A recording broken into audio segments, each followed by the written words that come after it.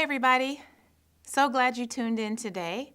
This week's podcast, I'm picking up where I left off last week, and I'm doing, once again, Lessons from Eve, Part 2. Just to do a really quick recap, I'm basing this out of Genesis chapter 3. I encourage you to read it. I read it in last week's podcast.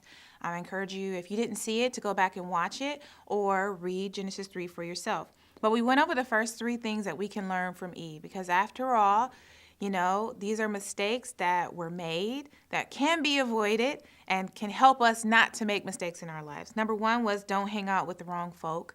Eve had a decision to kick that serpent to the curb, and the point you need to make some changes in your inner circle is when the people in the inner circle are challenging what God has said. Number two is just because it looks good doesn't mean it is good. That apple looked real, or that piece of fruit looked real good to her, but just because it looked good didn't mean that it didn't have a bitter end, which we know it did. And then number three, which we covered in the last podcast, was keep it simple. Don't entertain dumb questions and ponderings, thoughts and debates. You don't always have to have the last word. If God said it, settle it. Sometimes you got to agree to disagree and move on. So picking up there, number 4. And this can be found, again, like I said, in Genesis chapter 3.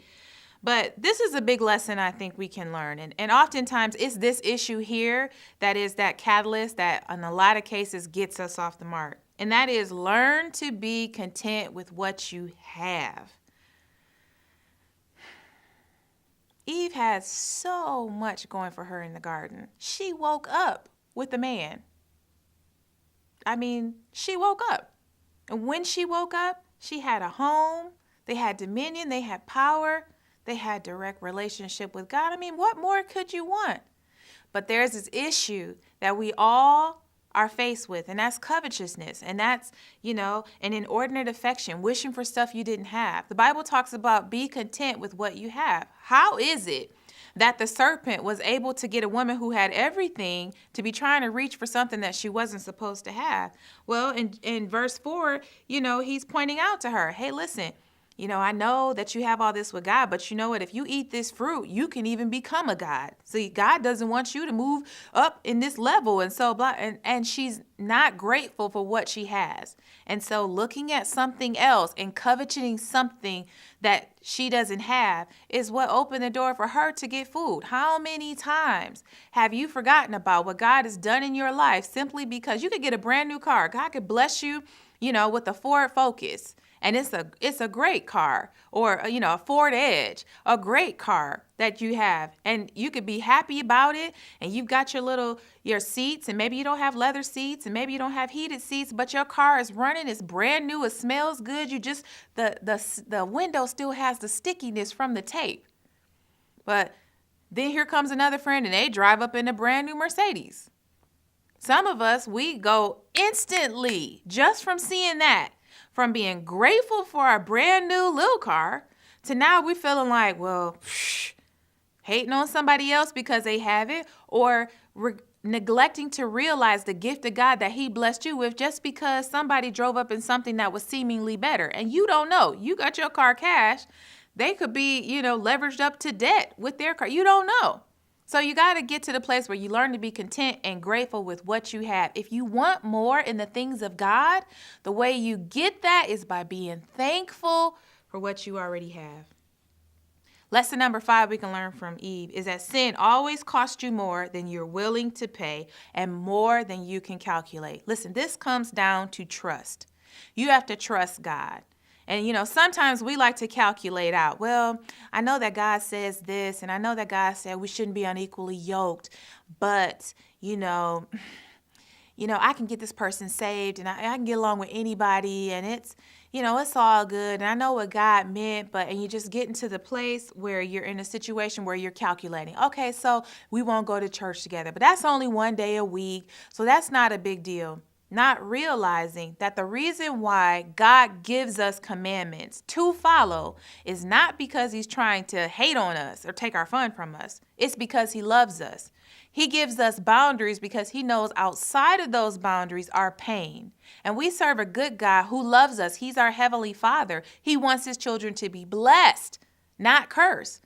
So we have to learn to trust God. That if this is the boundaries that he set, that we need to be content and living in those boundaries and stop trying to live, 1 foot in God and 1 foot out God. Because, here I'm sure Eve was thinking, okay, I take a little bit of a piece of fruit, whatever that piece of fruit is. We like to kind of assume it's an apple, but the Bible doesn't actually say that. But, no big deal. I give it to my husband. We move on. What's the big deal? Not knowing that it would not only cost her home, that it would challenge their relationship. But if you read into Genesis chapter 4, because sin was allowed to enter into the world, her first 2 sons were Cain and Abel. So she had to endure watching Cain kill Abel. All of these things started because of a sin that was allowed to operate and bring the spirit of death into her life.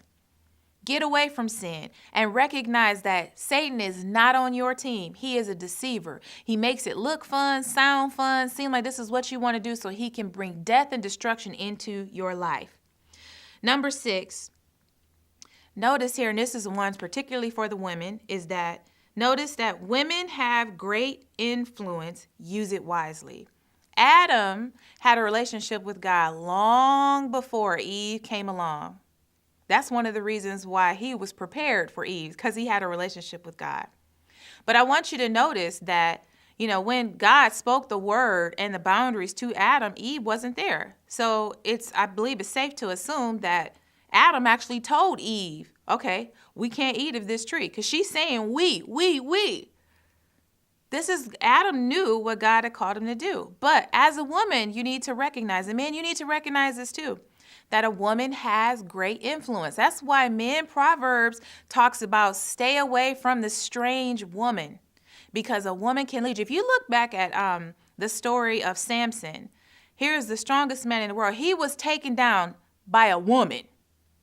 And I want to say this to the women as well. Don't be the type of woman that is taking down men of God. Recognize your influence. We know that we have power, and a lot of times women, we get to the place where, especially low self-esteem women, where you start to realize how to use what you have. And I want to challenge you not to use your gifts and your beauty as a tool of manipulation. Don't practice manipulation.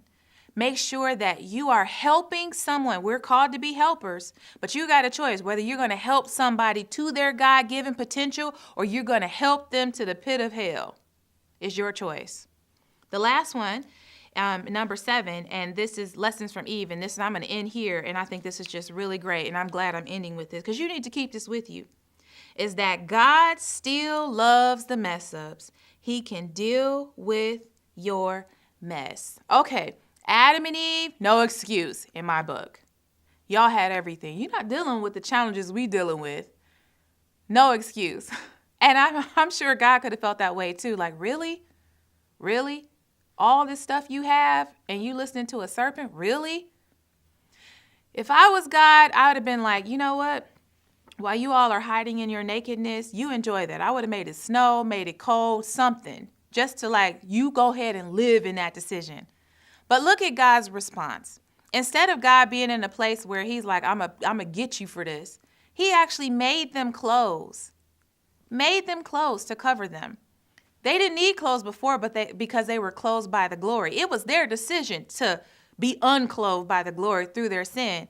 But God still showed up in their mess up and made provision for them.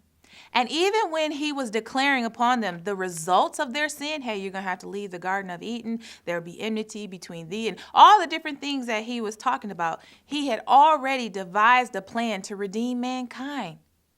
So even in your mess up, God still loves you and has a way. So, I know a lot of times when we mess up, our number one inkling is to run the other way. A lot of people do that. As soon as they mess up, they hide. But know that God is a God of love, and one of his greatest characteristics is mercy. And yes, men can hold things against you forever. And there are some people who you will never recover with.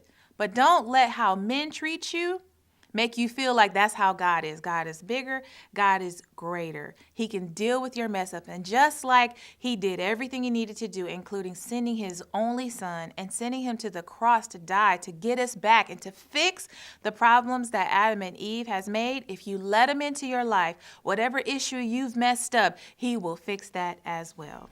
Hope you learned a lot from looking at Eve's life, and hope you enjoyed this podcast. I want to encourage you to subscribe and share it with your family and friends. This is Michelle Ferguson helping you to discover, develop, and celebrate who God has created you to be.